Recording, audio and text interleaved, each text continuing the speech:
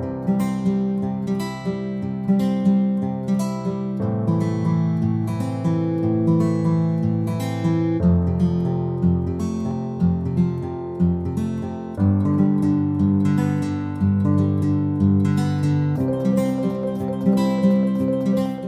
shalom bagi kita semuanya.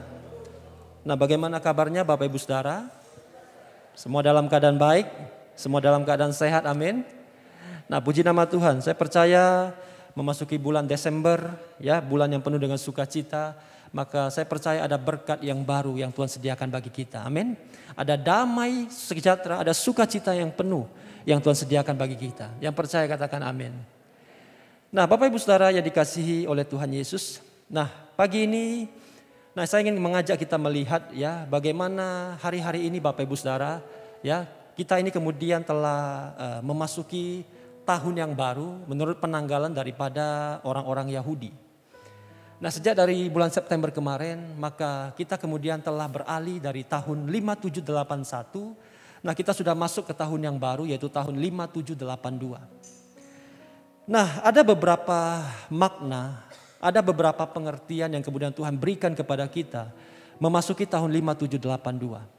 Nah, di ibadah yang pertama ini, maka saya ingin mengajak kita melihat Bapak Ibu Saudara bahwa tahun 5782, nah ini merupakan tahun Sabat bagi kita.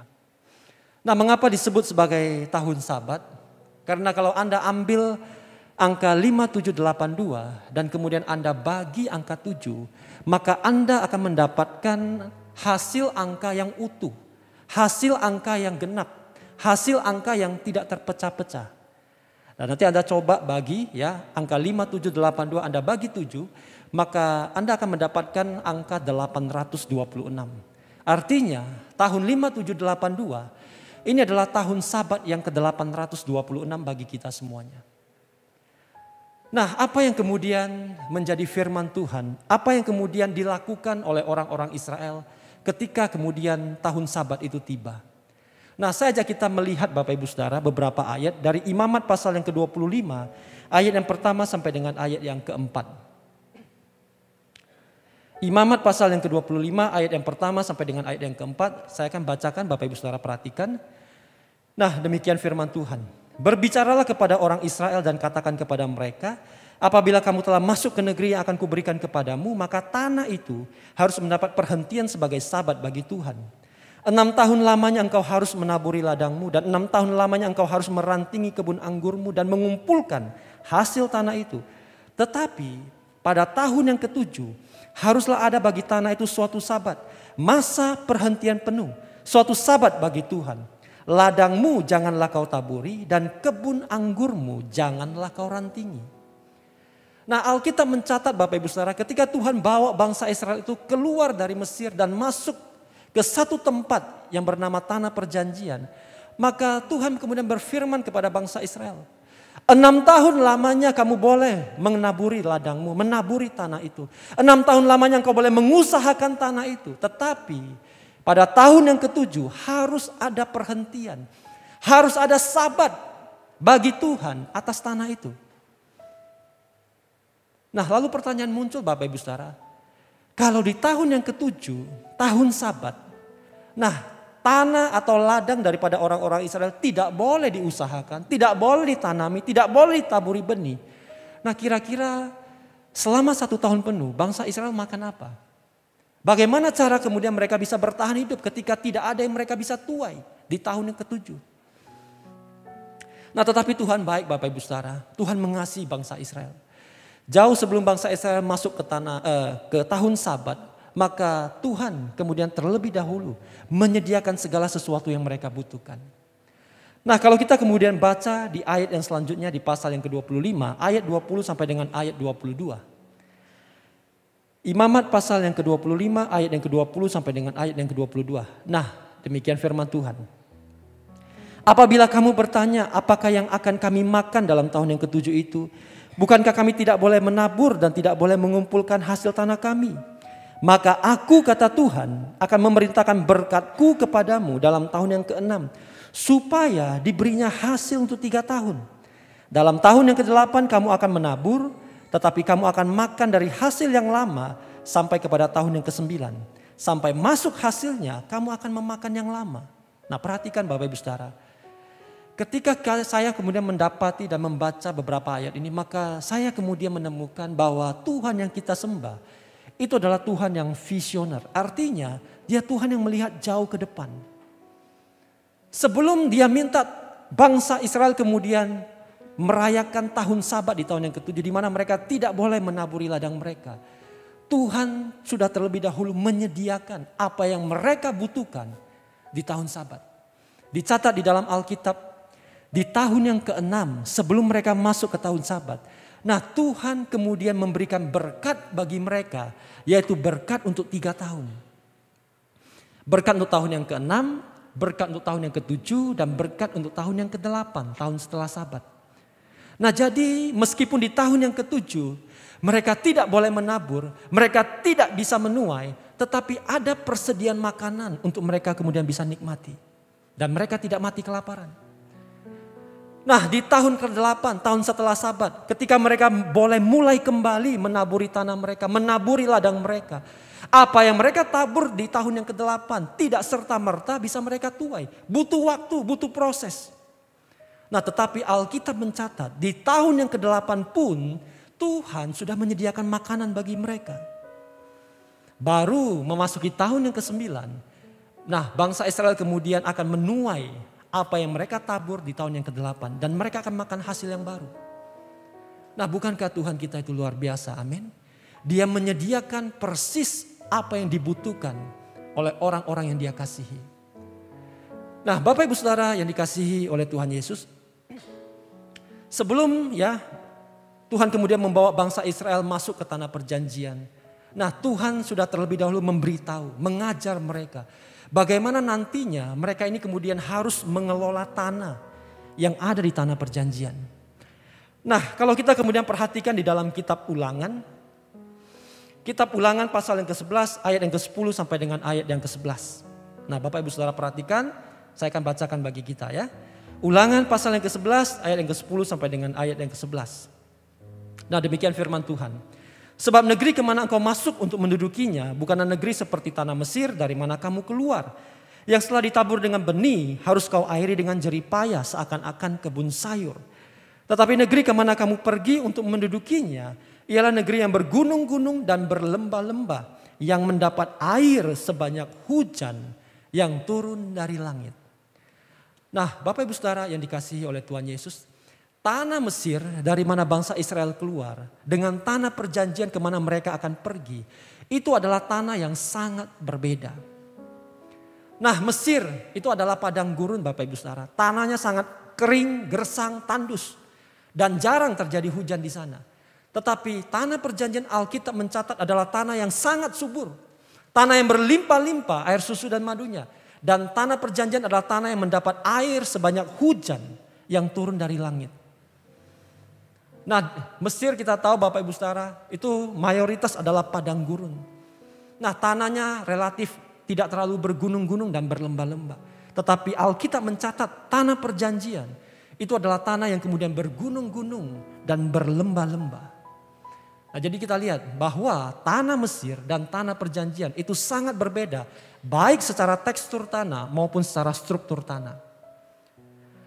Nah tetapi Bapak Ibu Saudara yang dikasih oleh Tuhan Yesus, kita bisa bayangkan ya.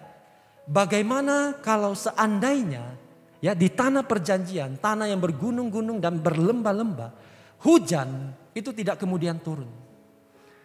Ya. Kita bisa bayangkan bagaimana kehidupan daripada orang-orang Israel kalau hujan kemudian tidak turun di tanah perjanjian. Bisa jadi kehidupan daripada orang-orang Israel di tanah perjanjian itu sama sulitnya, bahkan bisa jadi lebih sulit ya dibandingkan ketika mereka ada di Mesir. Ya kalau hujan tidak turun Bapak Ibu Saudara, maka ketika bangsa Israel mereka naik gunung, turuni lembah untuk menabur benih. Kalau hujan tidak turun maka mereka harus kembali naik gunung dan turuni lembah untuk mengairi benih yang mereka tabur. Nah itu repot Bapak Ibu Saudara. Sulit bagi mereka untuk bisa menuai. Tetapi puji Tuhan, Tuhan baik bagi mereka. Alkitab mencatat bahwa Tuhan sendiri yang kemudian mengairi benih yang mereka tabur dengan hujan yang turun dari langit. Nah jadi perhatikan, hujan ya ini menjadi faktor yang sangat penting yang membedakan kehidupan di Mesir dengan kehidupan di tanah perjanjian. Nah pertanyaannya pagi ini Bapak Ibu Saudara, bagaimana caranya supaya hujan itu kemudian bisa turun? Nah kalau kita kemudian perhatikan di ayat selanjutnya di dalam kitab Ulangan pasal yang ke-11, ayat yang ke-13 sampai dengan ayat yang ke-15, maka Tuhan memberitahu bagaimana cara supaya hujan itu kemudian bisa turun. Saya akan bacakan bagi kita. Ulangan pasal yang ke-11 ayat yang ke-13 sampai dengan ayat yang ke-15. Perhatikan Bapak Ibu Saudara. Demikian firman Tuhan. Jika kamu dengan sungguh-sungguh mendengarkan perintah yang kusampaikan kepadamu pada hari ini, sehingga kamu mengasihi Tuhan Allahmu dan beribadah kepadanya dengan segenap hatimu dan dengan segenap jiwamu, maka Ia Tuhan akan memberikan hujan untuk tanahmu pada masanya. Hujan awal dan hujan akhir, sehingga engkau dapat mengumpulkan gandummu, anggurmu, dan minyakmu. Dan Dia Tuhan akan memberi rumput di padangmu untuk hewanmu, sehingga engkau dapat makan dan menjadi kenyang. Nah Tuhan berjanji Bapak Ibu Saudara, ketika hujan itu turun, maka orang-orang Israel, mereka akan bisa mengumpulkan gandum, anggur, dan minyak. Mereka bisa menuai. Bahkan rumput di padang itu akan tumbuh, sehingga hewan mereka bisa makan. Nah tetapi bagaimana caranya supaya hujan itu kemudian bisa turun? Maka di ayat yang ke-13 Tuhan kemudian berfirman kepada bangsa Israel, ada 3 hal yang harus kalian perhatikan. Ada 3 hal yang harus kalian lakukan supaya hujan itu bisa turun. Yang pertama, dengarkan perintah Tuhan yang disampaikan kepada kalian. Yang kedua, kasihilah Tuhan Allahmu. Dan yang ketiga, beribadahlah kepada Tuhan dengan segenap hatimu dan dengan segenap jiwamu. Kalau bangsa Israel lakukan ketiga hal ini, maka Tuhan berjanji hujan itu akan turun. Nah demikianlah Bapak Ibu Saudara, Tuhan kemudian mengajar bangsa Israel bagaimana cara mereka kemudian hidup dan mengelola tanah yang ada di tanah perjanjian. Kehidupan daripada orang-orang Israel ya, nah ini sangat relevan dengan perjalanan rohani kita Bapak Ibu Saudara. Nah perjalanan daripada bangsa Israel keluar dari Mesir menuju ke tanah perjanjian. Nah ini sangat relevan, sangat berhubungan dengan perjalanan kerohanian kita. Nah Mesir itu selalu berbicara tentang kehidupan lama kita. Sebelum kita kemudian menerima Yesus sebagai Tuhan dan Juru Selamat. Kehidupan di mana kita masih kemudian diperbudak oleh dosa. Nah ingat bangsa Israel, mereka di Mesir juga menjadi budak 430 tahun. Waktu yang tidak singkat Bapak Ibu Saudara. Nah tanah perjanjian itu selalu berbicara tentang kehidupan baru kita. Setelah kita menerima Yesus sebagai Tuhan dan Juru Selamat. Kehidupan yang jauh lebih baik bersama-sama dengan Tuhan. Itulah tanah perjanjian. Nah Bapak Ibu Saudara yang dikasihi oleh Tuhan Yesus. Kisah daripada bangsa Israel ini kemudian mengajar kita. Ya, bagaimana kemudian kita harus senantiasa memperhatikan kehidupan kerohanian kita. Nah kita tahu ceritanya bagaimana bangsa Israel setelah mereka dibawa keluar dari Mesir menuju ke tanah perjanjian. Tetapi di tengah perjalanan di padang gurun Bapak Ibu Saudara, maka sebagian besar daripada orang-orang Israel mereka mati di padang gurun. Tidak semua orang-orang Israel kemudian berhasil masuk ke tanah perjanjian. Nah why? Mengapa? Apakah Tuhan lupa akan janjinya? Apakah Tuhan mengingkari janjinya? Nah tunggu dulu. Supaya kita kemudian mengerti, supaya kita kemudian jelas mengapa bangsa Israel ini kemudian tidak berhasil masuk ke tanah perjanjian. Maka kita kemudian harus membaca di dalam kitab Ibrani pasal yang ketiga. Ibrani pasal yang ketiga ayat yang ke-16 sampai dengan ayat yang ke-19. Nah Bapak Ibu Saudara perhatikan, saya akan baca bagi kita ya. Ibrani pasal yang ketiga ayat 16 sampai dengan ayat yang ke-19. Demikian firman Tuhan. Siapakah mereka yang membangkitkan amarah Allah sekalipun mereka mendengar suaranya? Bukankah mereka semua yang keluar dari Mesir di bawah pimpinan Musa? Nah ini berbicara tentang bangsa Israel. Dan siapakah yang ia murkai 40 tahun lamanya? Bukankah mereka yang berbuat dosa dan yang mayatnya bergelimpangan di padang gurun? Dan siapakah yang telah ia sumpahi bahwa mereka tak akan masuk ke tempat perhentiannya? Bukankah mereka yang tidak taat? Ayat 19. Demikianlah kita lihat bahwa mereka tidak dapat masuk oleh karena ketidakpercayaan mereka. Nah, kalau kita perhatikan ayat-ayat ini Bapak Ibu Saudara, maka jelas dicatat. Bangsa Israel mereka tidak dapat masuk ke tanah perjanjian. Bukan karena Tuhan lupa akan janjinya. Bukan karena Tuhan mengingkari janjinya. Tetapi jelas Alkitab mencatat, bangsa Israel mereka tidak dapat masuk ke tempat perhentian oleh karena mereka tidak taat. Dan mereka tidak dapat masuk ke tanah perjanjian oleh karena apa? Ketidakpercayaan mereka. Nah, ini ironi Bapak Ibu Saudara. Mengapa? Karena bangsa Israel, mereka adalah satu bangsa yang melihat dengan mata kepala sendiri. Mereka adalah orang-orang yang mengalami sendiri bagaimana mukjizat dan pertolongan Tuhan itu begitu nyata di depan mereka. Bagaimana Tuhan membawa mereka keluar dari Mesir 430 tahun. Mereka jadi budak di sana Bapak Ibu Saudara. Tapi dalam satu malam Tuhan bawa mereka keluar sebagai orang-orang yang merdeka. Dan setelah keluar dari Mesir mereka tiba di tepi daripada Laut Teberau. Di depan mereka laut luas membentang. Di belakang mereka tentara Mesir mengejar. Mereka tidak punya jalan yang lain. Tetapi Tuhan kemudian membelah Laut Teberau. Sehingga mereka bisa berjalan di atas dasar laut yang kering. Dan setelah mereka berhasil menyeberangi laut itu Bapak Ibu Saudara, mereka tiba di padang gurun. Di padang gurun Tuhan tidak biarkan mereka sendirian. Ada tiang awan di waktu siang dan tiang api di waktu malam yang menuntun dan melindungi mereka. Dan makan minum mereka di padang gurun 40 tahun. Tuhan sediakan Bapak Ibu Saudara. Di waktu pagi ada mana yang turun dari sorga. Dan ketika mereka mulai bosan dengan mana, Tuhan memberikan daging burung untuk mereka makan. Dan mereka melihat dengan mata kepala sendiri. Dari batu itu bisa keluar air untuk mereka minum.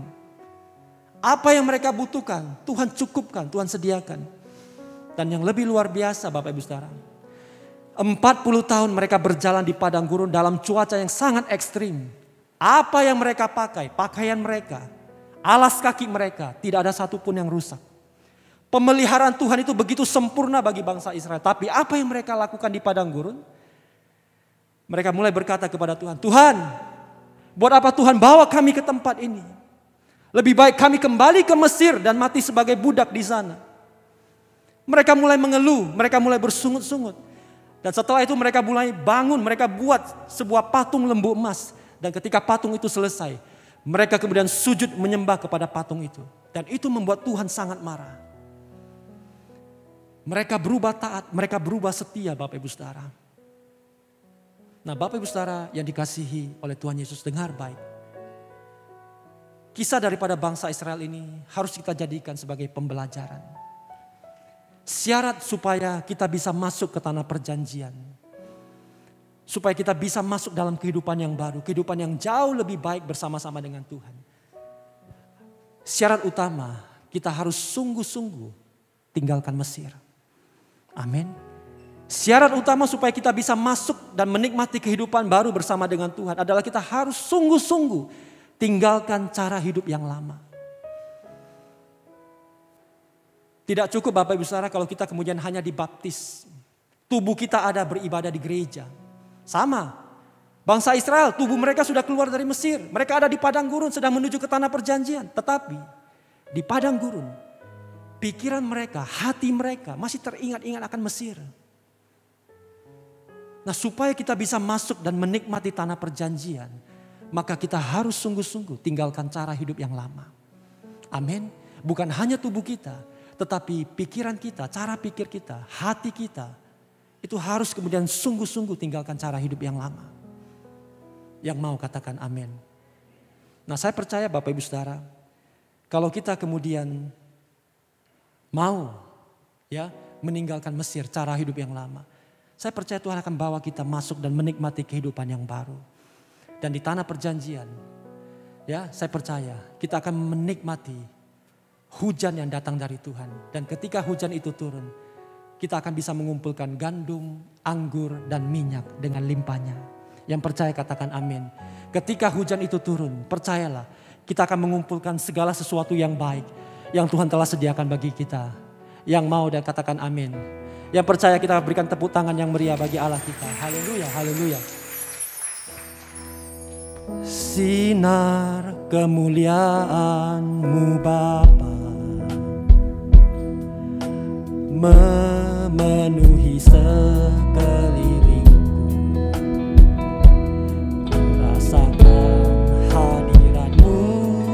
Kau tenggelamkan jiwaku, ku ingin tetap tinggal bersamamu. Ku ingin tetap di sini, menikmati bait-Mu. Ku ingin tetap di sini dan memandang indah wajah. Ku ingin tetap di sini, menikmati bait-Mu. Ku ingin tetap di sini dan memandang indah wajah.